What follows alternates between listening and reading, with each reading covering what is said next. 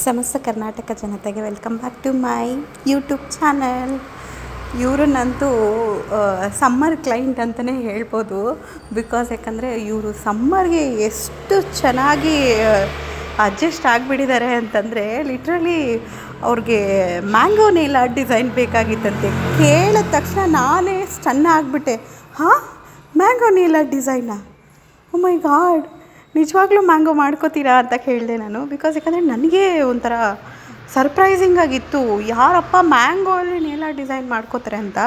Because in ಜನರಲಾಗಿ ನಾವು usually nail art ಎಲ್ಲ ಮಾಡಿಕೊಂಡ್ರೆ ನಿಮಗೆ ಗೊತ್ತು, ಡಿಫ್ರೆಂಟ್ ಡಿಸೈನು, ಇವಾಗ ಟ್ರೆಂಡಲ್ಲಿರೋ ಕ್ಯಾಟು, ಕ್ರೋಮು, ಈ ರೀತಿ ಎಲ್ಲ ಮಾಡ್ಕೋತಾರೆ. ಬಟ್ ಈ ಕ್ಲೈಂಟ್ ಬಂದು ಲಿಟ್ರಲಿ ತುಂಬ ಸ್ಪೆಷಲ್ ಅಂತಲೇ ಹೇಳ್ಬೋದು. ಬಿಕಾಸ್ ಯಾಕಂದರೆ ಅವರು ಸ್ಪೆಸಿಫಿಕ್ ಆಗಿದ್ರು, ನನಗೆ ಮ್ಯಾಂಗೋನೇ ಬೇಕು, ನನಗೆ ಮ್ಯಾಂಗೋ ಅಂದರೆ ತುಂಬ ಇಷ್ಟ ಅಂತ.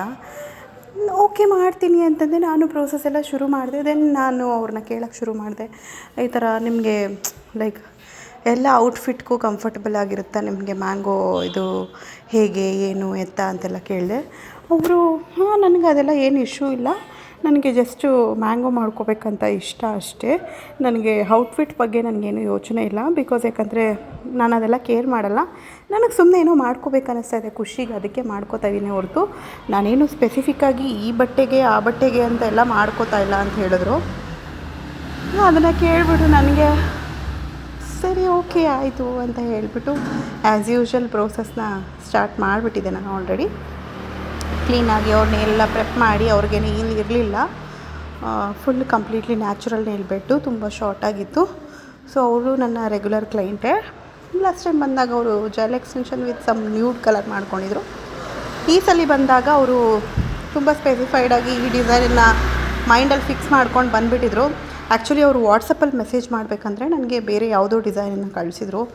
ನಾನು ಓಕೆ, ಏನೋ ಒಂಥರ ಕ್ರಿಯೇಟಿವ್ ಆಗಿದೆ, ಚೆನ್ನಾಗಿದೆ, ಇದನ್ನು ಮಾಡೋಣ ಅಂತ ನಾನು ಎಕ್ಸ್ಪೆಕ್ಟ್ ಮಾಡಿಕೊಂಡು ಇವರು ಕಳಿಸಿದ್ದ ಆ ಪರ್ಟಿಕ್ಯುಲರ್ ಡಿಸೈನ್ಗೆ ನಾನು ವೀಡಿಯೋ ಮಾಡಬೇಕು ಅಂತ ಅಂದ್ಕೊಂಡೆ ನಾನು ಮೆಂಟಲಿ ಪ್ರಿಪೇರ್ ಆಗಿಬಿಟ್ಟಿದ್ದೆ.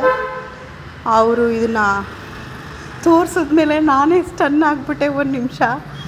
ಆಮೇಲೆ ನೀವು ಅದನ್ನು ಕಳಿಸಿದ್ರೆ ಎಲ್ಲೋ ಸಡನ್ನಾಗಿ ಯಾಕೆ ಈ ಚೇಂಜ್ ಅಂತ ಕೇಳಿದೆ.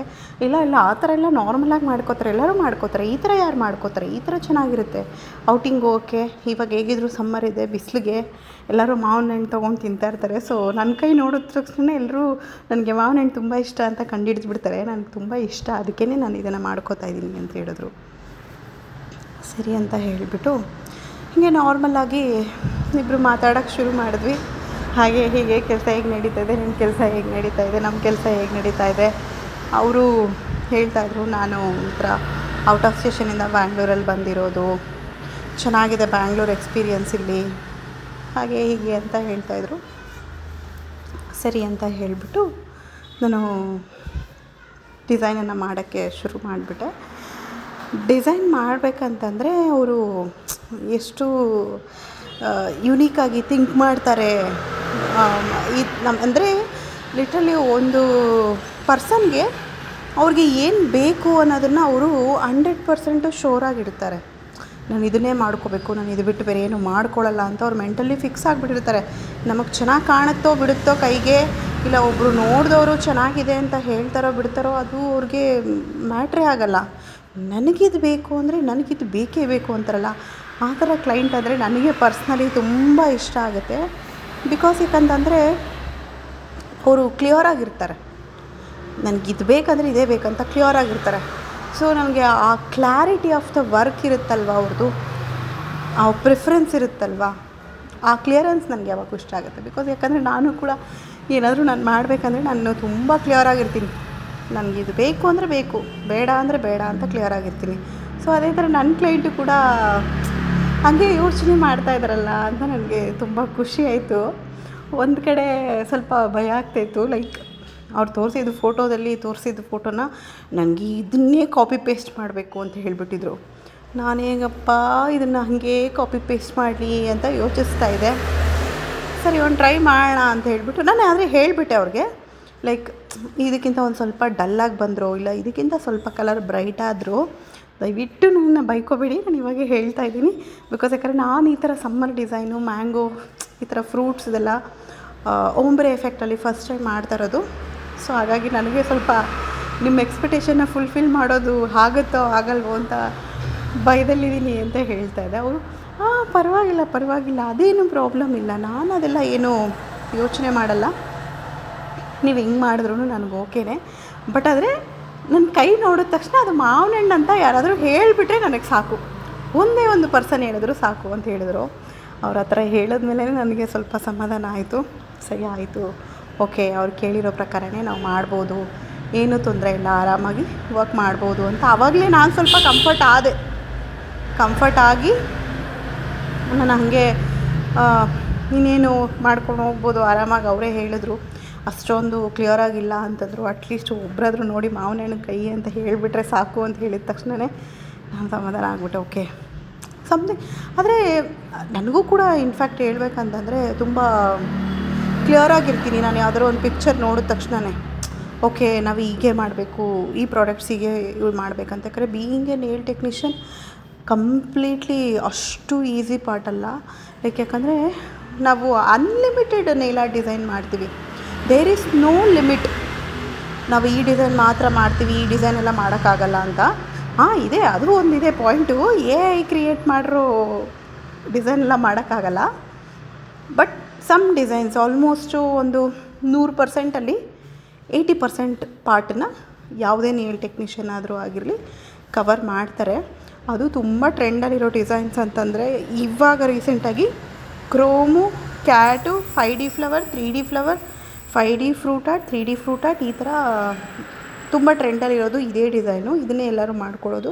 ಸೊ ಇದ್ರ ಮೇಲೆ ಓರಿಯೆಂಟೆಡ್ ಆಗಿ ಯಾವುದೇ ಬಂದರೂ ಕೂಡ ಈಸಿಯಾಗಿ ಆರಾಮಾಗಿ ಮಾಡ್ಬೋದು. ಬಟ್ ಆದರೆ ಮಾಡೋದ್ರಲ್ಲಿ ಒಂದು ಟಫ್ ಪಾರ್ಟ್ ಏನಿದೆ ಅಂದರೆ ಅದನ್ನು ಹೀಗೆ ಮಾಡಿದ್ದಾರೆ ಅಂತ ಹೇಳಿಬಿಟ್ಟು ಪಿಕ್ಚರ್ ನೋಡಿದ ತಕ್ಷಣ ಅನಲೈಸ್ ಮಾಡಿ ಕ್ಲೈಂಟ್ನ ಒಂದು ನೇಲ್ ಬೆಡ್ ಪ್ರಕಾರನೇ ನಾವು ಹೆಂಗೆ ಚೆನ್ನಾಗಿ ಕಾಣುತ್ತಾ ಚೆನ್ನಾಗಿ ಕಾಣಲ್ವಾ ಅಂತ ಕಲರ್ ಪ್ರಿಫರೆನ್ಸ್ ಎಲ್ಲ ಹೇಳಬೇಕು. ಸಮ್ ಆಫ್ ಕ್ಲೈಂಟ್ಸ್ಗೆ ಬಂದು ಯಾವ ಥರ ಇರುತ್ತಂದರೆ, ನೀವು ಏನಾದರೂ ಮಾಡಿ ಆದರೆ ನನ್ನ ಕೈ ಚೆನ್ನಾಗಿ ಕಾಣಬೇಕು ಅಷ್ಟೇ. ಕಲರು, ಡಿಸೈನು ನಿಮ್ಗೆ ಏನು ಇಷ್ಟ ಬರುತ್ತೋ ಮಾಡಿ, ಆದರೆ ನನ್ನ ಕೈ ಚೆನ್ನಾಗಿ ಕಾಣಬೇಕು ಅಂತಾರೆ. ಇನ್ನೂ ಕೆಲವೊಬ್ಬರು ಕ್ಲೈಂಟು ಈ ರೀತಿ ಇರೋರು ಸ್ಪೆಸಿಫೈಡ್ ಆಗಿರ್ತಾರೆ. ಇನ್ನೂ ಸ್ವಲ್ಪ ಕ್ಲೈಂಟ್ ಬಂದು ಕನ್ಫ್ಯೂಷನಲ್ಲಿರ್ತಾರೆ, ಇದು ಮಾಡ್ಕೊಳ್ಳ, ಅದು ಮಾಡ್ಕೊಳ್ಳ. ಸೊ ಆ ಥರ ಇರಬೇಕಂತಂದರೆ ನಾವು ಎಲ್ಲ ವಿಷಯನೂ ಡಿಸ್ಕಸ್ ಮಾಡಬೇಕು ಕ್ಲೈಂಟ್ ಹತ್ರ. ನಿಮಗೆ ಎಷ್ಟು ದಿನ ಬೇಕು, ಎಷ್ಟು ದಿನ ಸ್ಟೇ ಆಗಬೇಕು, ನೀವು ಏನು ಆ್ಯಕ್ಟಿವಿಟೀಸ್ ಮಾಡ್ತೀರಾ, ನೀವು ವಾಟ್ರಲ್ಲಿ ಎಷ್ಟು ವರ್ಕ್ ಮಾಡ್ತೀರಾ, ಎಷ್ಟು ವರ್ಕ್ ಮಾಡಲ್ಲ, ಪ್ರತಿಯೊಂದು ವಿಷಯನೂ ಲಿಟ್ರಲಿ ನಾವು ತಿಳ್ಕೊಬೇಕು. ಅವ್ರ ಲೈಫು ರೊಟೀನ್ ಹೇಗಿದೆ ಅನ್ನೋದ್ರ ಬಗ್ಗೆನೇ ಡಿಸ್ಕಸ್ ಮಾಡಿ ತಿಳ್ಕೊಂಡು ಅವ್ರಿಗೆ ಏನು ರಿಕ್ವೈರ್ಮೆಂಟ್ ಇದೆ ಅಂದರೆ ಎಷ್ಟು ದಿನಕ್ಕೆ ಅದು ಬೇಕಾಗಿದೆ ಅನ್ನೋ ರಿಕ್ವೈರ್ಮೆಂಟ್ ಎಲ್ಲ ತಿಳ್ಕೊಂಡು ಅದ್ರ ಮೇಲೇ ನಾವು ವರ್ಕ್ ಮಾಡೋಕ್ಕಾಗೋದು. ವರ್ಕ್ ಮಾಡಬೇಕಂದ್ರೆ ಕೂಡ ಅಷ್ಟೇ, ಕಂಪ್ಲೀಟಾಗಿ ಈ ಶೇಪೇ ಚೆನ್ನಾಗಿ ಕಾಣುತ್ತೆ ಅವ್ರ ಕೈಗೆ, ಆ ಶೇಪೇ ಚೆನ್ನಾಗಿ ಕಾಣುತ್ತೆ, ಅದನ್ನೆಲ್ಲ ಡಿಸೈಡ್ ಮಾಡಬೇಕು. ಎಷ್ಟು ಲೆಂತ್ ಬೇಕು ಅನ್ನೋದನ್ನು ಡಿಸೈಡ್ ಮಾಡಬೇಕು. ಮೋಸ್ಟ್ ಆಫ್ ನನ್ನ ಕ್ಲೈಂಟ್ಸ್ ಬಂದು ಲ್ಯಾಪ್ಟಾಪಲ್ಲಿ ಕೆಲಸ ಮಾಡೋರು, ಮೋಸ್ಟ್ ಆಫ್ ದೆಮ್. ನಿಮಗೂ ಗೊತ್ತು, ನಾರ್ಮಲಾಗಿ ಕಾಮನ್ ಆಗಿರೋ ಹುಡುಗಿರು ಯಾರೂ ಅಷ್ಟು ನೇಲ್ ಆರ್ಟ್ ಮಾಡ್ಕೊಳ್ಳಲ್ಲ. ಆಫೀಸ್ಗೆ ಹೋಗೋರು ಮತ್ತು ಕಾಲೇಜ್ಗೆ ಹೋಗೋ ಹುಡುಗಿರು ಮಾಡ್ಕೋತಾರೆ. ಸುಮ್ಮನೆ ನಾರ್ಮಲಾಗಿ ಮನೇಲಿ ಕೆಲಸ ಮಾಡೋರೆಲ್ಲ day to day rough and tough ವರ್ಕಲ್ಲಿರೋರು ಯಾರೂ ಅಷ್ಟು ನೇಲ್ ಆರ್ಟ್ ಮಾಡ್ಕೊಳ್ಳಲ್ಲ.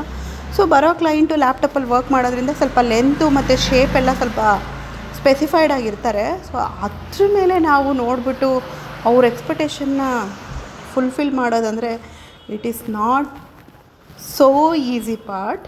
ಆ್ಯಂಡ್ ಆಲ್ಸೋ ತುಂಬ ಜನಕ್ಕೆ ಒಂದು ಭ್ರಮೆ ಇದೆ, ಏನಂದರೆ ನೇಲ್ ಆರ್ಟಿಸ್ಟು ಬಿಡು ಏನು ಬೇಕಾದರೂ ಮಾಡ್ಬೋದು, ಏನು ಬೇಕಾದರೂ ಮಾಡ್ತಾರೆ, ಈಸಿ ವರ್ಕು, ಅದೇನು ತೊಂದರೆ ಇಲ್ಲ, ಕೂತಿದ್ದ ಜಾಗದಲ್ಲಿ 1 ಅವರ್ 2 ಅವರ್ ವರ್ಕ್ ಮಾಡಿಬಿಟ್ಟು 2,000 3,000 4,000 5,000 ಆ ಥರ ಎಲ್ಲ ಸಂಪಾದನೆ ಮಾಡಿಬಿಡ್ತಾರೆ ಅಂತ.